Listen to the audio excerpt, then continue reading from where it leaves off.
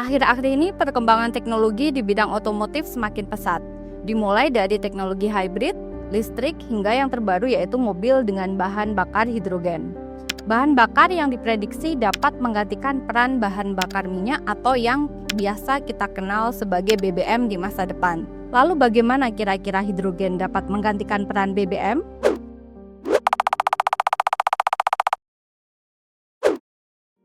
Halo, nama saya Elok Vidiani. Saya dosen di jurusan Fisika Universitas Katolik Parahyangan. Saat ini saya aktif melaksanakan penelitian di bidang pengembangan elektroda untuk fuel cell dan hidrogen. Perkembangan dari kendaraan berbasis hidrogen sendiri sudah mencapai tahap komersialisasi ya. Bahkan kalau kita lihat dari tahun 2014 itu Toyota Mirai itu sudah diluncurkan, yaitu Toyota meluncurkan mobil pertama berbahan bakar hidrogen. Nah, kemudian setelah itu ada di Hyundai ada Nexo, kemudian di Honda ada Clarity. Jadi sudah sampai saat ini sebenarnya sudah cukup banyak mobil-mobil berbahan bakar hidrogen. Tapi memang kalau dilihat efisiensinya mobil hidrogen ini atau kendaraan berbasis hidrogen ini akan lebih tinggi efisiensinya bila digunakan untuk kendaraan berat seperti truk, kemudian bus ya. Nah itu juga kalau kita lihat di beberapa negara di Eropa itu sudah transportasi umum bus itu mostly sudah beberapa persen digantikan dengan kendaraan berbasis hidrogen. Hidrogen dapat bereaksi menghasilkan listrik dalam sel bahan bakar atau yang kita kenal dengan fuel cell. Kalau secara umum kita lihat mobil-mobil hidrogen itu seperti yang dihasilkan oleh Toyota Mirai, kemudian Hyundai Nexo, itu terlihat hampir mirip sebagaimana mobil-mobil listrik ataupun mobil diesel dari luarnya. Tapi dalam mobil hidrogen ini yang membedakan adalah sel bahan bakarnya, kita menggunakan fuel cell.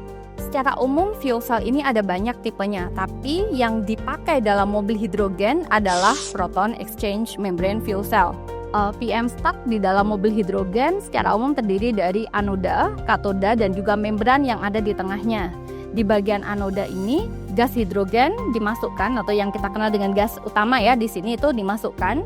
Kemudian dia akan bereaksi dengan katalis. Saat dia bereaksi dengan katalis, H2 akan terjadi reaksi pelepasan elektron. Ya, di sini ada proton H+, kemudian ada yang namanya elektron. Nah, H+ ini kita alirkan lewat membran ini menuju katoda, sedangkan elektronnya ini kita alirkan ke dalam sirkuit. Inilah yang kita sebut dengan arus listrik untuk memberikan energi listrik ya pada mobil hidrogen ini. Nah, kemudian di bagian katoda itu ada gas oksigen. Biasanya kita gunakan, secara umum digunakan udara ya.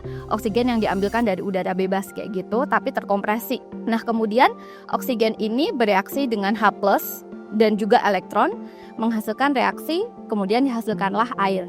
Nah, jadi cukup bersih ya dari produk akhir yang dihasilkan dari PMSC ini adalah air dan juga panas. Keunggulan dari kendaraan berbasis hidrogen fuel cell ini yang pertama adalah bersih ya, ini energi bersih, merupakan teknologi untuk mengkonvert energi bersih karena yang dihasilkan seperti yang dijelaskan tadi yaitu air dan panas kayak gitu. Jadi tidak ada emisi seperti karbon atau polusi-polusi lain, jadi hanya air dan panas, kurang lebih seperti itu. Kemudian kalau dibandingkan dengan bensin ataupun dengan baterai, nah secara umum pengisiannya itu relatif lebih cepat. Karena hanya memakan waktu 3 sampai 5 menit kurang lebih seperti itu. Karena mirip dengan bensin ya, dia diisikan mengisikan hidrogen ke dalam mobil itu sama kayak kita mengisikan BBM. Jadi tidak butuh charging yang lama gitu. Nah, kemudian kalau untuk jangkauan range-nya juga ini yang terakhir dari Toyota Mirai itu, full tank Toyota Mirai itu katanya per kilonya itu bisa menghasilkan hampir kurang lebih 1 kilo hidrogen ya, itu bisa menghasilkan kurang lebih 100 km. Nah, kemudian untuk full tanknya itu bisa sampai jarak kurang lebih 600-an kilometer. Nah, kemudian kalau kekurangannya, karena ini teknologi masih baru ya, maka ini relatif lebih mahal, jauh lebih mahal dibandingkan mobil berbakar bahan bensin ataupun baterai gitu. Dan kemudian juga infrastrukturnya itu belum memadai khususnya di Indonesia. Karena kalau kita mau memakai mobil berbahan bakar hidrogen katakanlah, maka kita kan akan perlu mengisi hidrogen sebagaimana kita perlu mengisi bensin. Nah, itu kita perlu istilahnya kayak pom-pom bensinnya tapi yang untuk hidrogen kayak gitu. Itu masih relatif jarang di Indonesia. Kurang lebih seperti itu, dan setahu saya masih satu ya di Jakarta, di Senayan. Untuk kedepannya harapannya mobil hidrogen ini bisa menjadi masa depan ya, khususnya untuk mencapai target net zero emission. Kalau di Indonesia seingat saya tahun 2060 itu target pemerintah kita adalah net zero emission. Jadi semoga ya kendaraan berbasis hidrogen cukup available di mana-mana konstruksinya dan juga harganya cukup affordable untuk masyarakat kita.